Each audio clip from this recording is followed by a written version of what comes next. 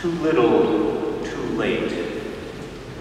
That was the subject line in one of the many emails I've received over the last week or so since we announced that this novena of Masses for healing in the church would be held. Too little, too late. And it came from a woman I've gotten to know a little bit. She lives in the neighborhood here in Muggeline, was born, raised, spent her whole life here. She talked about how even as a little girl she could see the seminary from her window in her home. And in the spring and the summer, all she could see were the trees because the leaves blocked the view. But in the fall and in the winter, when the trees were bare, suddenly the beauty of the buildings came through, and how much looking at the chapel meant to her as a child.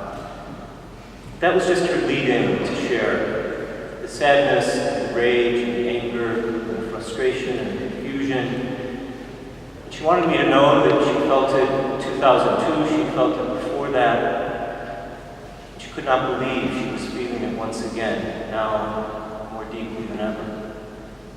Too little, too late. Glad you're having your Masses, Father, but it's too little and it's too late. In some ways, that's not a bad metaphor for where we find ourselves now. That idea of the church, for too long, may be hidden behind what looks very nice from the outside. But if there's anything that is truly beautiful and truly lasting, that will never be too little and can never be too late, because it's not ultimately depending on us. Sometimes it can only be seen when the outer beauty sheds away. How do you bear a mystery? How do you carry it? How much does a mystery weigh? What do you use to contain it? St. Paul said to the community that was so beloved of him, this church at Corinth, we are bearers of the mystery. He wasn't only talking about himself, he was talking to the ones whom he had formed. He wasn't just talking about what he could do as a special apostle. He was speaking to them about a shared mission. In the following 8 masses that will be celebrated after tonight, will be a beautiful opportunity to move throughout the many neighborhoods, many ethnicities, demographics, different ways and styles of prayer, the many treasures of humanity in the Archdiocese of Chicago. But there is something unique about our gathering here, because this is the seminary of the Archdiocese. This is the seminary that provides formation for many other dioceses in America and in the world. And maybe especially here, it's important to take up the subject line of that friend's email. Too little, too late. This is the place where we look to the future. This is the place where we begin to ask ourselves, what is it that St. Paul was calling us to? What does it mean to be a bearer of the mystery? But it doesn't mean we ask that question alone. And if we do, God help us. A lot of the reasons we found ourselves in the midst of tragedy we do is because that question wasn't asked in the right way. What does it mean to be a bearer of the mystery? In recent weeks, there have been dozens, hundreds of very powerful reflections, amazing homilies, powerful talks from priests and bishops in pulpits, from laymen and women. I can't add anything to those that would be more eloquent. But I do want to speak from a perspective that maybe we don't often hear, and that is the perspective of where we are tonight. Because the seminary, by its very nature, is oriented towards the future, and yet it's so deeply grounded in the past, as Paul himself was. What does it mean to bear a mystery? We've heard a lot about the importance, the necessary importance, the critical importance of the role of the laity as we move forward. We've heard a lot about accountability, and I couldn't underscore that more myself.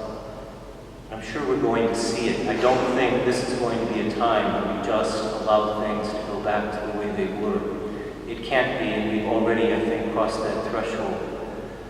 But to not rush ahead, to allow ourselves to sit even now with the pain and the difficulty and the struggle of the too little, too late.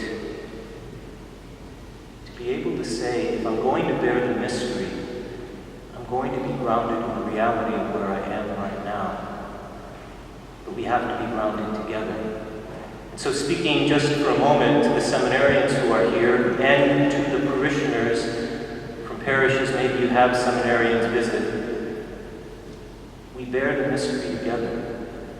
And for us, the important role of the laity is something that's already happening, but heaven knows it needs to happen far more powerful. But every time a seminarian comes into the midst of a parish, what's happening is he is helped to be taught what it means to bear the mystery. That it's not something any one seminarian, let alone any one priest or bishop, carries alone, or even comes close to being able to carry alone. We have to teach each other how to bear the mystery. And I don't want to sound overly abstract. We have to teach each other what's important, what to look for, how to know ourselves and one another. We have to teach each other what it means to be a member of the church. We have to learn from each other's failings. We have to uphold one another in moments of doubt or struggle. We have to hold one another accountable and sometimes deliver the very hard message of this is not where you want to be. God forbid it ever comes to the point of having to report something harsher, more painful, or violent. But we are in this together as bearers of the mystery. The last thing I would just highlight is the image that Jesus introduces in the gospel. It's a very familiar one. And it's a message of prudence in a way. Don't pour new wine into old skins, pour new wine into new skins. Don't pour old wine anywhere else but into old skins. And at one level, it makes a lot of sense. You can almost imagine thinking about bearing a mystery in that way. Well, how do I do it carefully? How do I do it according to plan? I don't want to do it wrong. I don't want to look foolish. I don't want to waste any wine. But Jesus himself did not take his own advice. Jesus' own life was an example of new wine going into old skins. Every word he said was new wine going into skins that had been around for far too long, that didn't know how fully to receive it. Jesus never once said, I'm afraid of breaking these skins. I'm afraid of spilling the new wine. He spilled a lot more than that. And I think that's not a bad image for ourselves as we move forward. For church, but I'll just speak to what I know here in the seminary. To be able to say we shouldn't be afraid for the old skins to burst. We shouldn't be afraid to receive what is new and challenging. We shouldn't be afraid to look others in the eye, as they say, with rage, or sadness, or sorrow, or frustration. Your Mass is fine, Father, but it's too little and it's too late. Be able to sit there in the midst of it and to watch the old skins bursting, because there's no needle and thread that will ever be strong enough or wise enough or compassionate enough to bring back the old way. New wine with old skins. That's the only way forward. But it's something, and now I speak to everyone but the seminarians in the room, it's something that all of you to help us receive.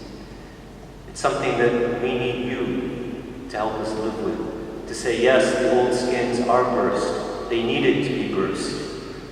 We want you to live with them burst. Because there are new skins that are coming along. There's new wine that's here. Not to jump ahead, to remain for now in the too little too late. But to know and trust that at the end of the day, it's not about our own efforts or wisdom that will move us on to healing. And the moment will come when our new hearts are ready to receive, when our broken relationships are ready to re-embrace. By our human efforts, it will always be too adequately manifest the love, the beauty that Christ intended us to have. As human beings, it will always be too little. But in regards to prayer, it will never be too